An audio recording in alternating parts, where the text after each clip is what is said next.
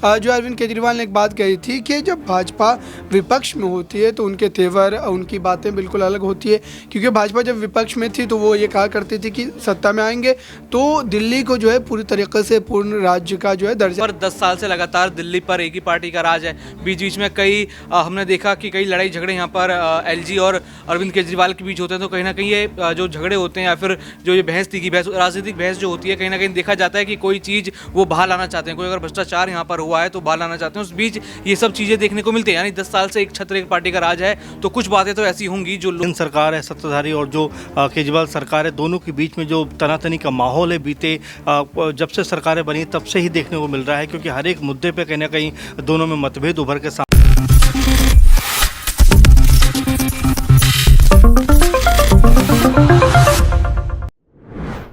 नमस्कार, next 9 news देख रही हैं आप और मैं हूं आपके साथ प्रज्ञा सिंह। स्वागत है आप सभी का मेरे खास प्रोग्राम सियासी पंचनामा में। दिल्ली सरकार और केंद्र सरकार के बीच इन दिनों कई मुद्दों को लेकर लगातार विवाद छिड़ता हुआ नजर आ रहा है, फिर चाहे वो शराब घोटाला हो या फिर दिल्ली जल बोर्ड घोटाला। और अब जिस तरह से मुख्य सचिव की नियुक्ति और कार्यकाल को लेकर ये विवाद अब सुप्रीम कोर्ट जा पहुंचा है। सुप्रीम कोर्ट में आज केंद्र सरकार अपना जवाब दाखिल करेगी कि आखिरकार क्यों मुख्य सचिव नरेश कुमार के कार्यकाल को वो बढ़ाना चाहती है। सवाल लगातार ये उठ रहा है कि आखिरकार क्या वजह है, क्या इन दिनों कुछ ऐसा दिल्ली में वाकई चल रहा है जिसकी वजह से अब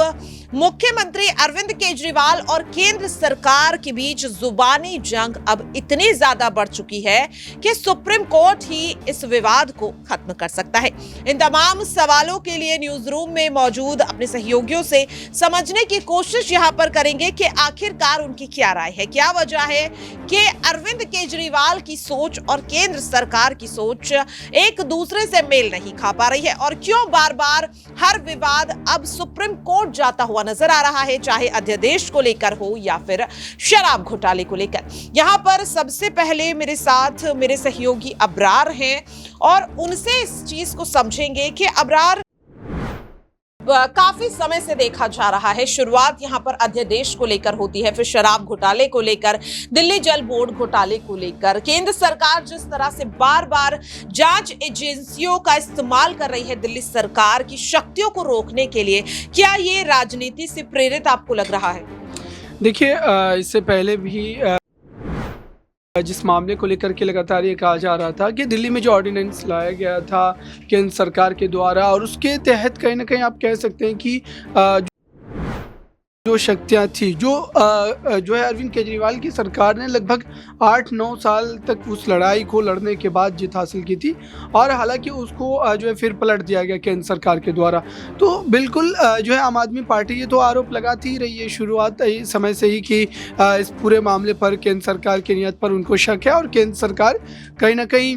जब जो भारतीय जनता पार्टी और जो आप कह सकते हैं कि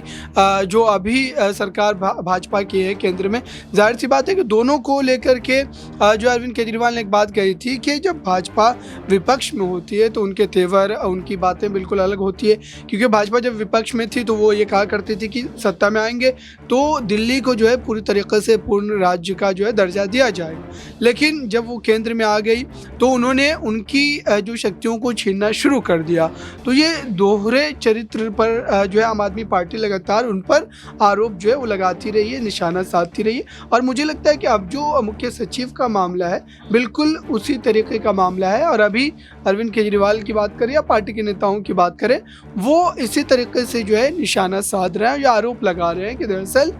भाजपा ये चाहती नहीं है कि दिल्ली की जो सरकार जो है वो किसी भी तरीके से जो है अपने तौर पर फैसला लेने के लिए आज़ाद हो, चाहे वो ट्रांसफ़र का मामला हो A1 ग्रेड के ऑफिसरों का, उन तमाम मामलों को लेकर के जो है कहीं ना कहीं यहाँ पर एलजी के पास जाना पड़ता है, तमाम हस्ताक्षर लेने पड़ते हैं। तो कहीं ना कहीं जो आप कह सकते हैं कि आज़ादी है उसको लेकर के सवाल जो लगातार उठाए जाते रहे। मुझे लगता है कि अभी भी मुख्य सचिव वाले मामले में भी जो तनातनी दोनों की तरफ से देखने को मिल रही है वो बिल्कुल दर्शाता है कि ये मामला और भी ज़्यादा जो है आने वाले दिनों में जो है राजनीतिक हो सकता है। बिल्कुल, देखिए जिस तरीके से अबरार ने कहा कि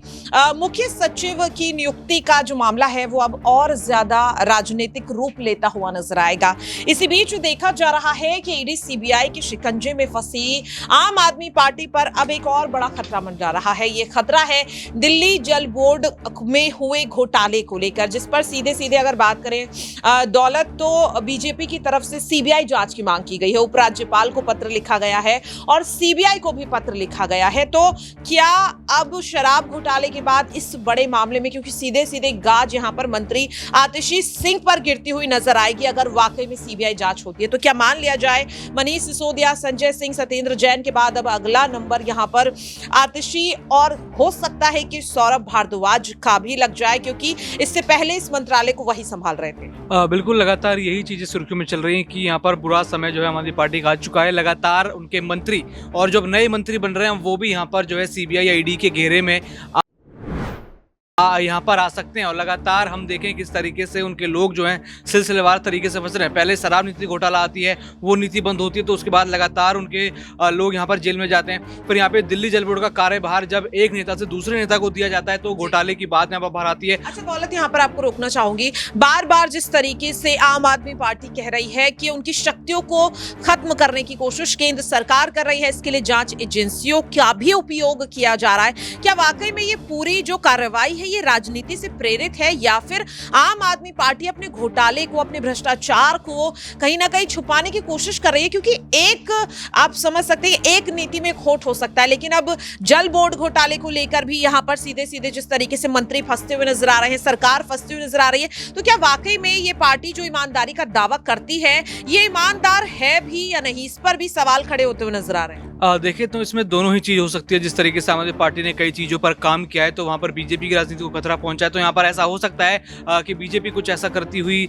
यहाँ पर नजर आए जो आरोप उनके ऊपर लगते हैं कि सेंट्रल एजेंसियों का इस्तेमाल करते हैं। लेकिन दूसरी तरफ देखें तो यहाँ पर 10 साल से लगातार दिल्ली पर एक ही पार्टी का राज है। बीच बीच में कई हमने देखा कि कई लड़ाई झगड़े यहाँ पर एलजी और अरविंद केजरीवाल के बीच होते हैं, तो कहीं ना कहीं ये जो झगड़े होते हैं या फिर जो ये बहस थी, बहस राजनीतिक बहस जो होती है, कहीं ना कहीं देखा जाता है कि कोई चीज़ वो बाहर लाना चाहते हैं, कोई अगर भ्रष्टाचार यहाँ पर हुआ है तो बाहर लाना चाहते हैं। उस बीच ये सब चीजें देखने को मिलती है। यानी 10 साल से एक छत्र एक पार्टी का राज है, तो कुछ बातें तो ऐसी होंगी जो लोग यहाँ पर बाहर निकालना चाहेंगे। बिल्कुल, देखिए जिस तरीके से दौलत ने भी कहा कि अगर वाकई में एक के बाद एक इतने मामलों में फंसती हुई अरविंद केजरीवाल की सरकार नजर आ रही है तो कोई तो बात होगी, क्योंकि पहले शराब घोटाला, उसके बाद दिल्ली जल बोर्ड घोटाला और इससे पहले भी कई ऐसे घोटालों में खुद अरविंद केजरीवाल फंसते हुए नजर आ रहे थे। यहाँ पर मेरे साथ मेरे सहयोगी अमन जी हैं। सुप्रीम कोर्ट ये विवाद जा चुका है। इससे पहले सुप्रीम कोर्ट में अध्यादेश को लेकर एक लंबी लड़ाई अरविंद केजरीवाल लड़ते हुए नजर आ रहे थे। क्या लग रहा है जिस तरीके से दिल्ली सरकार और केंद्र सरकार का विवाद हर बार सुप्रीम कोर्ट जाता है और सुप्रीम कोर्ट उस पर अपना फैसला देता भी है, जैसा कि आज भी उम्मीद जताई जा रही है, लेकिन क्या इस फैसले के बाद केंद्र सरकार उसका मान रखेगी? क्योंकि अध्यादेश को तो लागू कर दिया गया, उसे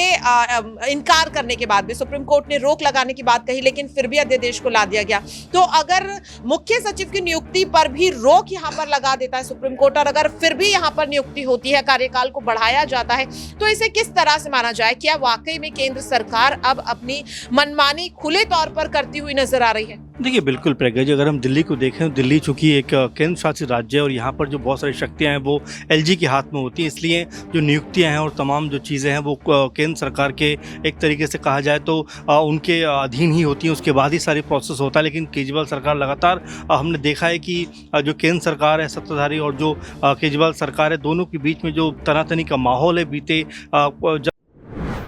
जब से सरकारें बनी तब से ही देखने को मिल रहा है, क्योंकि हर एक मुद्दे पे कहीं ना कहीं दोनों में मतभेद उभर के सामने आ जाते हैं। इसी के साथ अगर देखा जाए तो हाल में जिससे जल बोर्ड का मामला चल रहा है कि उसमें जिस तरह से कहा जा रहा है कि बीजेपी की तरफ से कि भाई 500 करोड़ रुपए घोटाला आम आदमी पार्टी ने कर लिया। इससे पहले अगर देखा जाए शराब घोटाले पर बात करते हैं तो इसके अलावा क्लासरूम घोटाला, DTC घोटाला, ऐसे तमाम सारे मसले हैं जो निकल कर आ जाते हैं और यही खींचतान की सबसे बड़ी वजह है कि केंद्र और जो राज्य सरकार है दोनों के बीच में होती हुई नजर आ रही है। फिलहाल तो मुझे ऐसा लगता है कि दोनों के बीच में जो एक तालमेल होना चाहिए वैसा कुछ दिखाई नहीं पड़ रहा है, क्योंकि दोनों अपनी राजनीति को बेहतर करना चाहते हैं, दोनों ये दिखाना चाहते हैं कि हम दिल्ली में ज़्यादा बेहतर काम कर रहे हैं। क्योंकि इससे पहले भी देखा गया, कई मौक़ों पर ऐसा देखा गया कि जहाँ पर अरविंद केजरीवाल सरकार फेल हुई वहाँ पर बीजेपी सरकार ने कहीं ना कहीं सपोर्ट किया। कोरोना के वक्त में हम लोगों ने ये चीज़ देखी, लेकिन फिर भी आपस का जो कह सकते हैं तालमेल होना चाहिए वो नज़र नहीं आता, और ऐसा लगता है कि आने वाले वक्त में भी ये नज़र नहीं आने वाला है। बिल्कुल, देखिए, और सवाल लगातार ये बन रहा है कि आखिरकार क्या वजह है, क्यों दिल्ली सरकार और केंद्र सरकार के बीच एक जो तालमेल की कमी नजर आ रही है। क्या वाकई में केंद्र सरकार अब घबरा रही है, जैसा कि दावा बार बार अरविंद केजरीवाल और उनके तमाम मंत्री करते हुए नजर आते हैं। अब ऐसे में देखना होगा कि मुख्य सचिव का कार्यकाल कल यानी कि 30 नवंबर को खत्म होना है, और ऐसे में आज सुप्रीम कोर्ट के सामने आखिरकार केंद्र सरकार अपना क्या जवाब दाखिल करती हुई नजर आएगी। लगातार जो मांग यहां पर की जा रही है अरविंद केजरीवाल की तरफ से मुख्य सचिव की नियुक्ति को लेकर, क्या आज सुप्रीम कोर्ट से राहत मिलती हुई इस पूरे मामले पर नजर आएगी या नहीं, देखना काफी ज्यादा अहम होगा। फिलहाल के लिए मेरे खास प्रोग्राम सियासी पंचनामा में इतना ही। बाकी की तमाम अपडेट्स के लिए आप देखते रहिए नेक्स्ट 9 न्यूज।